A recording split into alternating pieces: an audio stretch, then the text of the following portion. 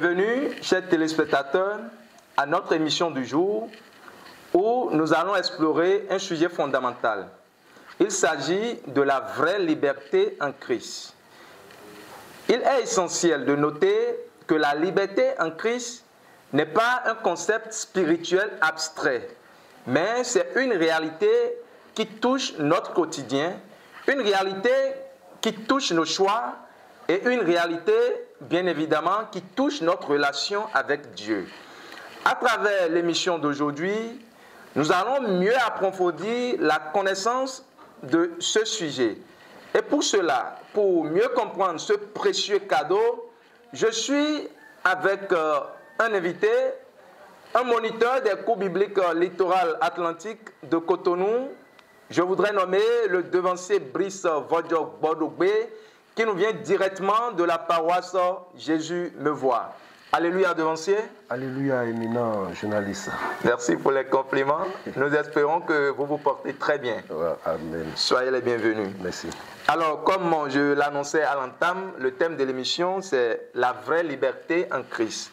Alors, étant donné que vous êtes une personne déjà ressource pour moi, je voudrais que vous essayiez de nous expliquer un peu la liberté en Christ. Que signifie en réalité la liberté en Christ?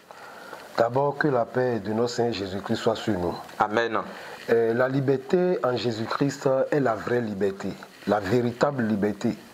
La liberté en Christ est le résultat de ce qu'il nous a fait sur la croix. Et pour cela, la liberté en Jésus-Christ, c'est-à-dire c'est comprendre et croire à l'œuvre salvatrice. Croire là doit rester dedans. Comprendre et croire à l'œuvre salvatrice. En somme, la liberté en Jésus-Christ, c'est le salut de nos âmes. Le salut de nos âmes. Et si le croix n'est pas dedans, là on ne peut pas comprendre la véritable liberté. Jésus-Christ même disait dans Jean 13, le verset 17, que si vous sachez ces choses, vous êtes heureux. Jean 13, verset 17. Si vous savez ces choses, oui, vous êtes heureux. Vous êtes heureux pourvu que vous les pratiquiez. Donc c'est croix-là qui va nous amener maintenant à la pratique. C'est-à-dire, il y a la sainteté de la position et il y a la sainteté pratique. Il y a la liberté de position et il y a la liberté pratique. La liberté de position nous donne le pouvoir, c'est-à-dire Jésus nous a déclarés libres. Mais maintenant, nous devons pratiquer la liberté. C'est ça la liberté en Jésus-Christ. Merci beaucoup, devancier Brice. Donc, de façon résumée, la vraie liberté ou la liberté en Christ, c'est le fait d'abord de croire à l'œuvre salvatrice que le Seigneur a accomplie pour nous, pour l'humanité, à la croix. Et par cette compréhension, cette liberté nous confère une sainteté pratique et une sainteté positionnelle, voilà, si j'ai compris. Alors, puisque le thème en réalité parle de la vraie liberté, en quoi consiste alors la vraie liberté? La vraie liberté, c'est la sanctification. La sanctification. La vraie liberté, c'est la liberté de ne pas pécher contre Dieu, la liberté de ne pas faire sa volonté. Ok. La liberté de ne pas faire sa volonté. Ce n'est pas que je dois faire ce que je veux ou ce qu'on me dit de faire, mais je suis libre. Donc c'est ça la véritable liberté. Quelqu'un n'est pas derrière moi pour me donner des coups de pouce, fais ça, fais ci, mais je suis libre. C'est ce que Jésus-Christ nous a fait. Donc la vraie liberté, c'est en réalité, 2 points, la sanctification. La sanctification. Merci beaucoup, devancier Brice. Alors, comment la liberté en Christ se distingue-t-elle des libertés que nous connaissons dans le monde? D'abord, nous devons faire la part des choses. Oui. Il y a la liberté charnelle et il y a la liberté spirituelle. La liberté spirituelle, c'est ce que Jésus-Christ nous a fait. Et aussi la liberté spirituelle, c'est-à-dire nous a délivrés de la mort. Si nous prenons la liberté spirituelle, regardez ce qui s'est passé en Égypte. Et la mer a englouti l'armée égyptienne, sauf Pharaon, symbole du diable. Oui. Et sauf le péché, sauf Pharaon, symbole du péché aussi. Oui. Raison pourquoi, après avoir traversé la mer Rouge, le péché a tué quelques-uns parmi eux. La loi de Moïse même n'a pas pu résoudre le problème. Donc c'est ça, la vraie liberté est venue maintenant. La vraie liberté, c'est celle que donne Jésus-Christ. C'est elle qui est spirituelle. C'est elle qui est spirituelle d'abord. Et avant d'être charnel, c'est spirituel. Raison pourquoi nous devons croire à ce que Jésus-Christ a fait sur la croix. Comprendre quoi, l'œuvre salvatrice, c'est ça qui nous rend maintenant libres. La liberté charnelle, si comment dire, quelqu'un a purgé sa peine, on dit qu'il est libre. Oui. Si quelqu'un s'est acquitté de sa dette, on dit qu'il est libre. Ça, c'est la liberté charnelle. On peut être libre charnel, mais pas libre spirituellement. Mais aussi, on peut être libre spirituellement et ne pas être libre charnellement parce que la personne n'a pas compris véritablement l'œuvre salvatrice. Raison pourquoi on court à longueur de journée, on passe dans des forêts, dans les carrefours pour dire que nous prions. C'est-à-dire qu'il y a des chrétiens qui ne sont pas bien affermis. Il bouge, à chaque fois qu'il bouge, il y a bougie d'autel dans sa poche. Ça veut dire qu'en réalité, qu'ils n'ont pas connu le vrai concept de la liberté. Voilà, de la liberté. D'accord, merci beaucoup devancier Brice. C'est moi. Alors, pour distinguer la liberté en Christ dont on parle de la liberté que nous avons dans le monde, c'est qu'il faut simplement comprendre qu'on a une liberté qui est spirituelle et elle nous est donnée par le Seigneur Jésus-Christ, oui. si j'ai bien compris ce que vous avez dit. Et la liberté charnelle, elle est autre. Par contre, on peut avoir la liberté spirituelle et ne pas avoir celle qui est charnelle. Oui. Et on peut aussi avoir celle qui est charnelle, ne pas avoir celle qui est spirituelle. Faute de la compréhension. Faute de la compréhension. Alors, je voudrais demander, pour une raison d'équilibre, ne serait-il pas bien d'avoir les deux libertés? Oui. Raison pourquoi Jean 8, le verset 36, Jésus-Christ a dit, si le Fils vous affranchit, vous serez réellement libre. Or, l'esclave, verset 38, le verset 36. Je dis ce que j'ai vu chez mon Père, et vous, vous faites ce que vous avez entendu de la part de votre Père. C'est le 8, 38, vous avez dit. Hein? Oui, Jean chapitre 8. Oui, c'est ça. Le verset 36. 36. Si donc le Fils vous affranchit, vous serez réellement libre. Vous serez réellement libre. Oui, vous serez réellement libre. Donc, d'autres personnes ne sont pas, ils sont libres, mais ne sont pas réellement libres. Parce qu'ils ont connu une facette de la liberté. De la liberté.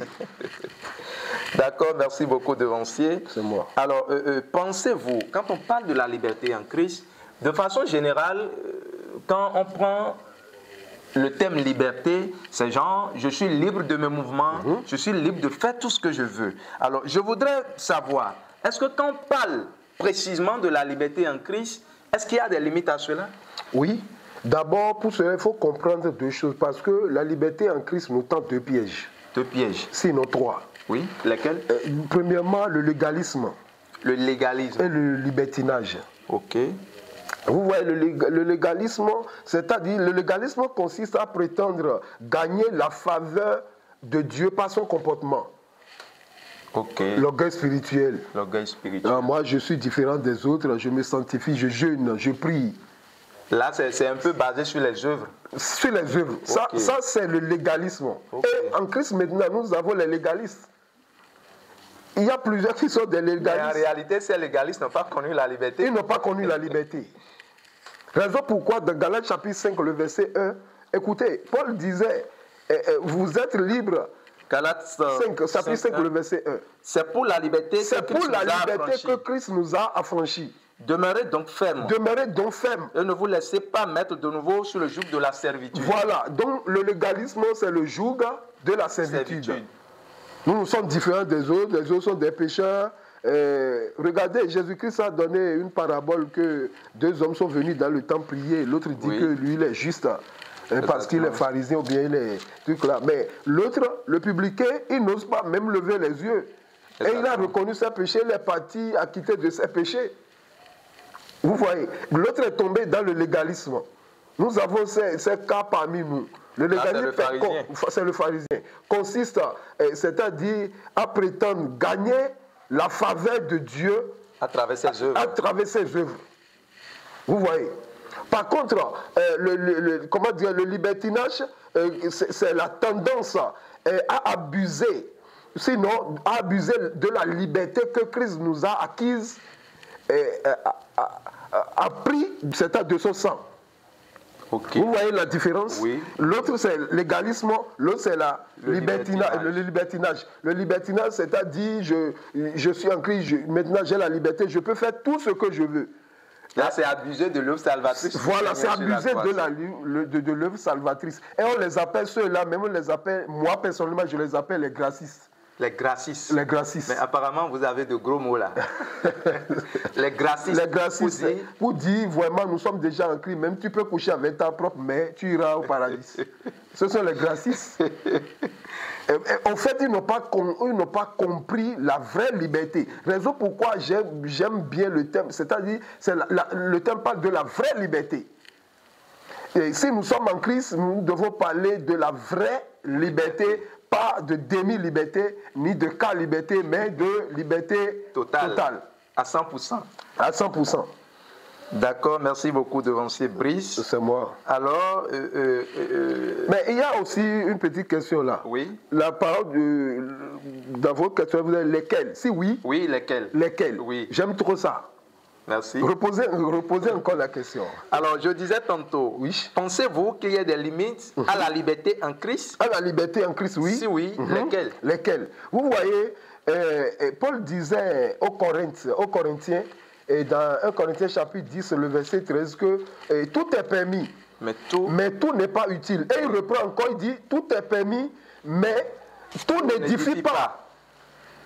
Vous voyez, oui. Tout n'édifie pas. Donc, nous devons comprendre qu'en Christ, tout est permis. Mais la vraie liberté nous amène à dire maintenant que tout n'est pas utile. Tout n'édifie pas. Et tout n'édifie pas, non. Et même dans Matthieu chapitre 7, le verset 13, là-bas disait, verset 12, que tout ce que vous voulez que les hommes fassent pour vous, faites-le pour eux. C'est ça. Donc, ce n'est pas que j'ai la liberté en Christ, donc je peux taper celui que je veux, ou bien la personne amène sa femme à l'église, et j'ai l'habileté, donc je prends la femme et puis je lui dis d'aller chercher sa femme ailleurs, et ce que je veux. Non, même David, le mari d'Abigail, après sa mort, c'est maintenant qu'il a pris la femme, symbole de Jésus-Christ et du diable. La femme, Abigail, représente les chrétiens. Les chrétiens. Nabal représente le diable et David représente Jésus-Christ. Donc nous ne devons pas avoir deux maris. Soit nous sommes à David, soit nous sommes à Nabal. Mais après la mort de Nabal, après la mort du péché dans notre vie, c'est maintenant que nous sommes maintenant à Christ. Donc, ça veut dire que cette petite histoire est une préfiguration. Rien dans la Bible n'est acheté. Wow. C'est faute de la malcompréhension, on ne comprend pas. Apparemment, j'ai la chance d'avoir le devancier Brice avec moi aujourd'hui. Mais c'est une grâce. J'apprends beaucoup alors. Un texte qui est sorti de son contexte devient un prétexte. Exactement. Et c'est ce que nous servons au peuple maintenant. Nous servons les prétextes au peuple. Voilà, sinon, tout est écrit à cause de Jésus-Christ. Et comment dire, l'équation, c'est-à-dire c'est Jésus-Christ. Simplement. Simplement.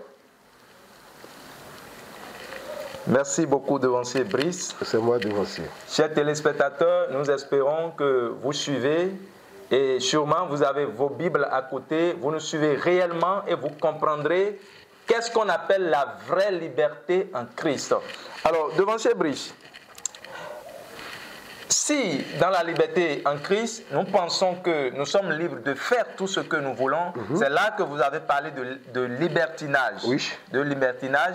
Et celui-là qui pense que la liberté qu'il a de Dieu est cette liberté qui est basée sur les œuvres que lui il accomplit dans la maison de Dieu. Lui il est dans le légalisme. C'est un légaliste. C'est un légaliste. Alors, je suis tenté de poser une autre question.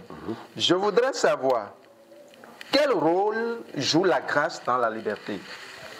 Waouh, la grâce est le moteur de la liberté. En réalité. En réalité. Donc sans grâce, il n'y a pas liberté. Il n'y a pas liberté. Sans grâce, il n'y a pas liberté. Et je prends une histoire de la Bible pour bien expliquer. L'histoire de Barabbas. Oui. Vous connaissez le Barabbas, oui. Le brigand, oui. Dans Jean chapitre 18 et aussi dans Marc chapitre 15, le verset 6 à 15. Barabbas était un brigand. Et Barabbas nous représentait tous. Il représentait l'humanité entière. L'humanité entière.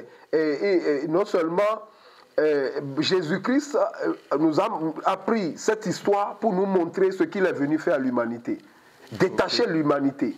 Et Paul disait dans Romains chapitre 3, là-bas, le verset 23, que tous sont péchés et sont privés de la gloire de Dieu. Mais avant l'arrivée de Jésus-Christ, avant ces jours, l'humanité était sous l'emprise du diable. Oui. Raison pourquoi le dernier miracle que Jésus a fait à l'humanité, il a envoyé 2 personnes détacher l'agneau. Oui. Que le diable, l'agneau représentait l'humanité et le diable l'a attaché quelque part. Donc il a envoyé 2 personnes, symboles de la parole et du Saint-Esprit.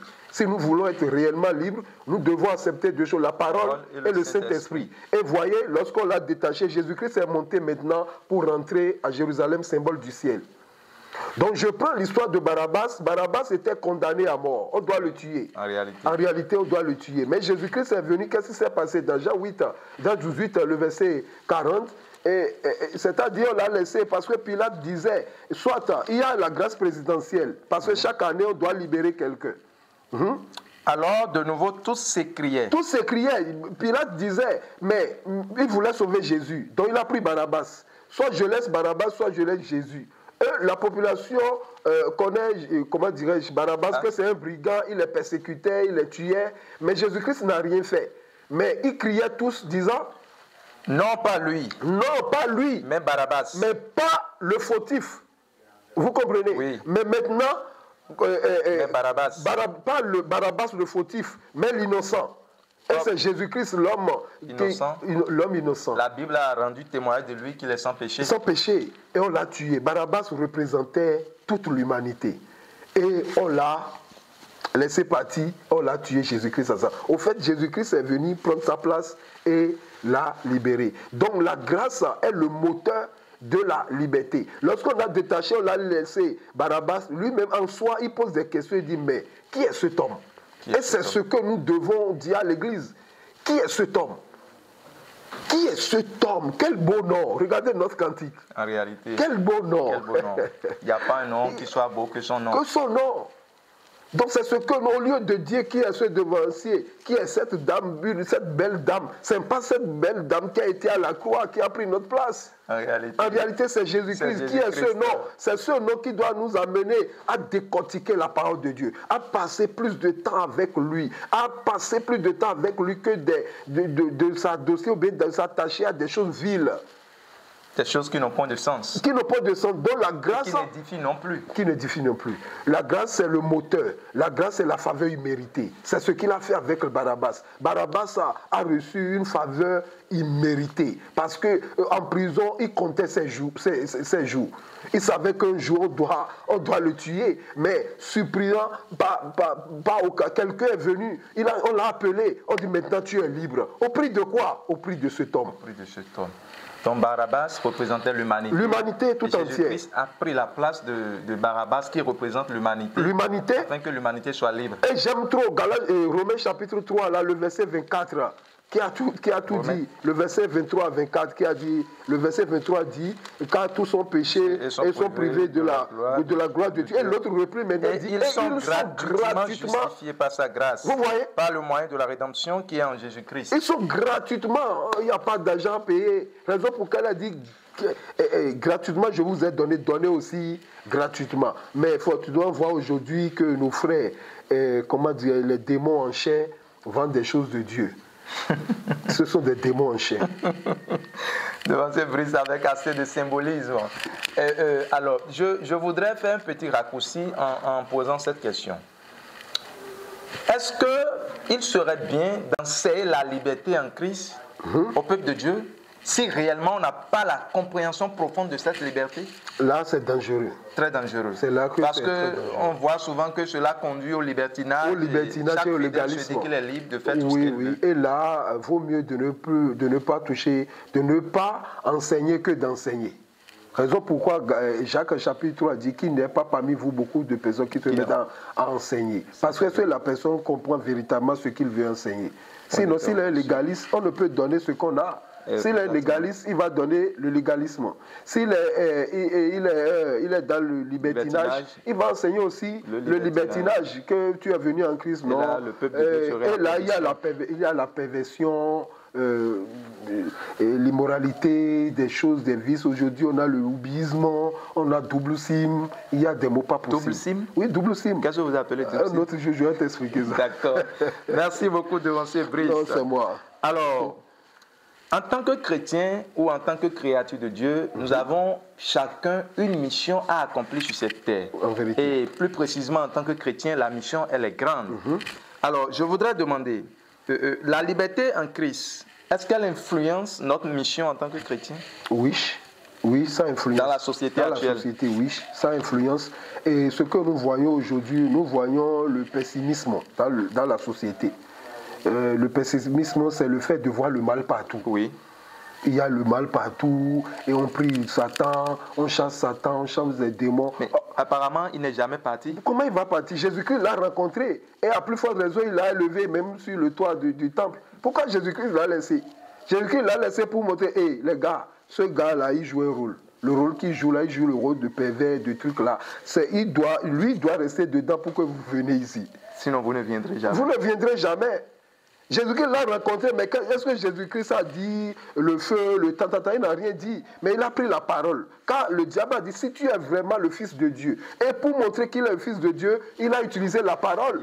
Mais il est écrit. Lorsque le diable est rentré dans, il est écrit. Lui, il est rentré encore dans, il est aussi écrit. Il est aussi écrit. Donc il a manipulé. Une réplique biblique. Mais nous, sans la connaissance, nous voulons affronter le diable. On n'affronte pas le diable sans la connaissance. Impossible. Raison pourquoi la foi veut dire les trois, c'est la connaissance, la confiance et la croyance. Mais qui n'a pas la connaissance de Dieu? Le diable t'attaque dans tout domaine où tu n'as pas la connaissance. Le premier péché de l'humanité, c'est l'ignorance. C'est l'ignorance. Tu n'as pas la connaissance, tu veux combattre Dieu. On ne peut pas combattre l'ennemi avec ses propres armes. Tu es dans l'impudicité, tu es dans l'homosexualité, tu es dans le vol, tu es dans le mensonge. Maintenant, c'est toi qui veux t'attaquer ce truc-là. Raison pourquoi plusieurs tombent dans le pessimisme. On voit le mal partout, quelqu'un habillé en noir, il est démon, quelqu'un laisse la barbe, il est un charlatan. Ah, donc je suis un charlatan alors? Mais quand même, je ne dis pas que tu... Monsieur Brice, vous voyez, quelqu'un ne porte pas chaussures, donc là maintenant il est un va-nu-pied. Il y a trop de parano aujourd'hui, même à l'église. Donc nous devons comprendre que la liberté... Notre mission en tant que chrétien. Oui, en tant que chrétien. Et puis ça va te montrer que là où finit ta liberté, commence celle des autres. Tu n'es pas obligé de changer l'autre le même jour. Non, ça, tu ne comprends pas la liberté. Laisse l'autre. Nous sommes dans un pays laïque. Prêche la parole, laisse le Saint-Esprit accomplir la mission. La finition, c'est le Saint-Esprit qui est. C'est pas que je te prêche, tu dois quitter dans la journée maintenant, l'instant. Non. Laisse le Saint-Esprit. Tu prêches à une sœur qui est coiffeuse, qui est dans des tatouages. Tu prêches à cette sœur et tu dis qu'il doit changer de boulot. Est-ce que toi, tu veux lui donner à manger? Prêche-le s'il accepte le Christ, le Saint-Esprit vient maintenant arranger. Même les artistes, après avoir chanté, ils amènent au studio à un arrangeur. Jésus-Christ est l'arrangeur. Merci beaucoup. Il est l'arrangeur. Donc nous devons comprendre que c'est ça. Et dans notre mission, Jésus-Christ nous a donné deux manières. Ou bien, il nous a montré deux chemins, ou bien comment se comporter. Il a dit que premièrement, vous êtes le sel de la terre et la lumière du monde.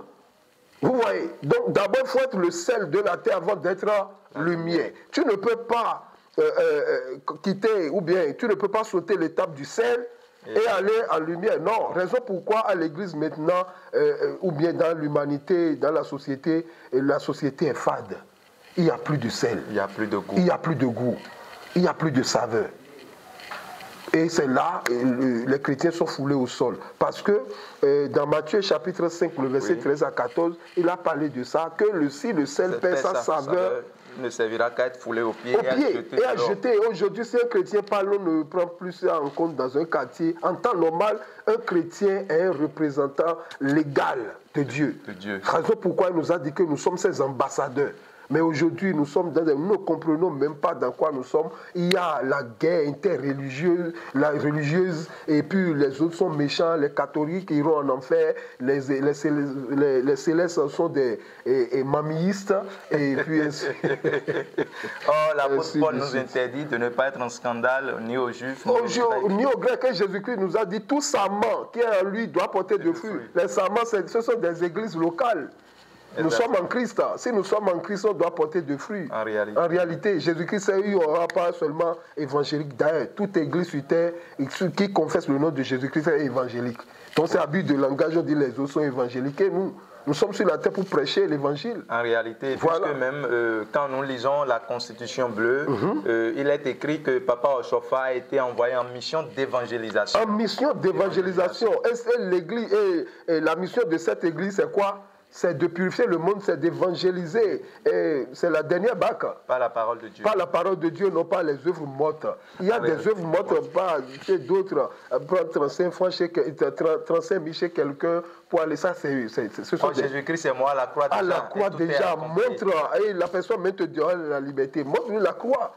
Et il va te donner la liberté. Si tu fais l'autre, demain, il va t'appeler. Il va t'appeler, mais montre-lui, maintenant, c'est Jésus-Christ. Il n'y a aucun nom au-dessus de ça. Dans Actes 4, verset 12, Pierre disait ça, qu'il n'y a plus de salut en aucun autre nom.